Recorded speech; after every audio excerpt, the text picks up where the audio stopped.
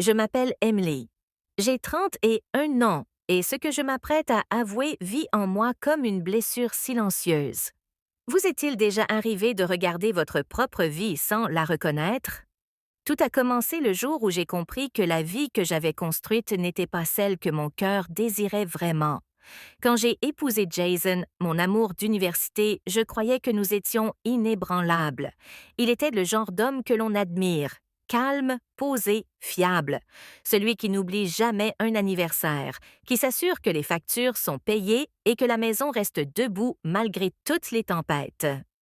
Pendant des années, je me suis dit que c'était ça, l'amour, la constance, la fiabilité, le confort. Mais quelque part en chemin, le confort est devenu silence.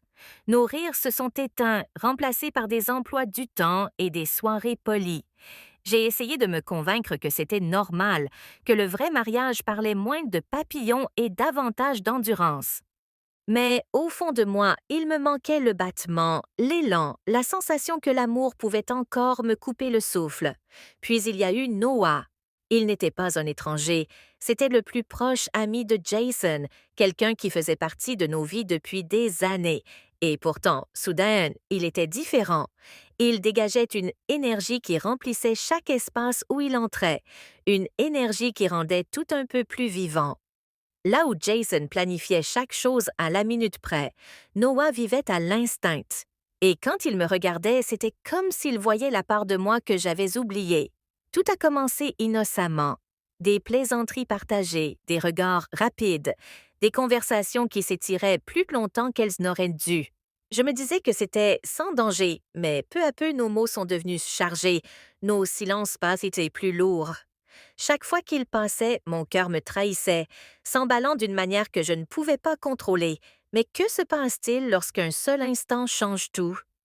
Un soir, alors que Jason était en déplacement, la frontière entre l'amitié et autre chose a disparu. Un regard s'est attardé, un souffle s'est suspendu, et dans cet instant unique, l'air était électrique, dangereux. J'aurais pu reculer, j'aurais dû, mais je ne l'ai pas fait. Quand cela s'est produit, ce n'était pas seulement du désir, c'était une libération. Des années de désir silencieux ont éclaté d'un seul coup. La culpabilité a été immédiate, vive. Mais en dessous, il y avait quelque chose que je ne pouvais pas nier, une part de moi qui s'éveillait après des années de sommeil. Après coup, je me suis regardée dans le miroir, cherchant la femme que j'étais avant cette nuit-là. Elle avait disparu. Celle qui me faisait face était à la fois terrifiée et vivante. Je me suis dit que c'était une. Maintenant, des bougies, mon vin préféré, la chanson de notre mariage en fond sonore. Mais pendant qu'il parlait, je n'entendais qu'Adam. Sa voix, son rire, ces mots qui résonnaient dans ma tête. Tu mérites plus, Rachel. J'ai souri tout le long du dîner, faisant semblant d'être présente, alors que mon cœur était ailleurs. Plus tard, quand Michael s'est endormi à mes côtés, je suis restée à fixer le plafond. La culpabilité m'a traversée comme une tempête. C'est à ce moment-là que j'ai compris la vérité. J'avais dit oui à tout, sauf à la seule chose qui comptait vraiment, l'honnêteté. Le lendemain matin, je suis allée au travail et j'ai demandé à Adam de prendre un café à l'extérieur du bureau.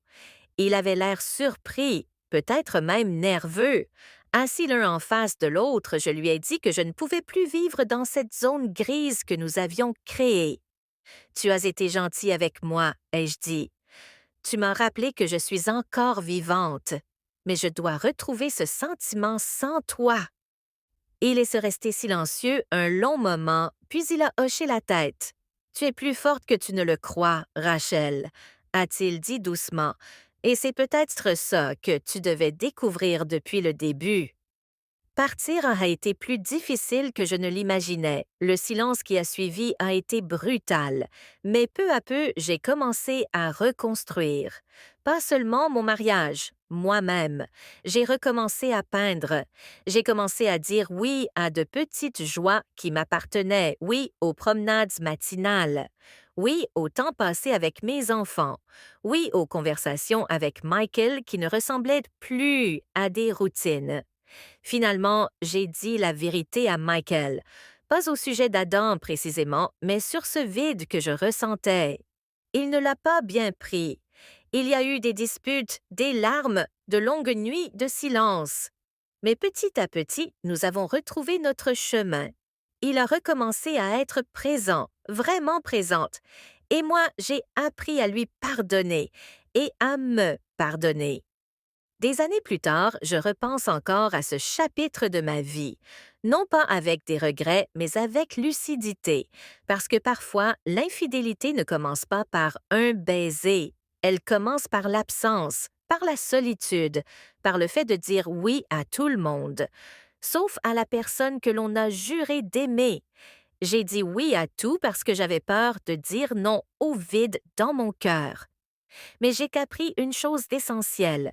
Le véritable amour n'est pas d'être toujours heureux, c'est faire face à la vérité, même quand elle fait mal, et choisir de reconstruire plutôt que de fuir.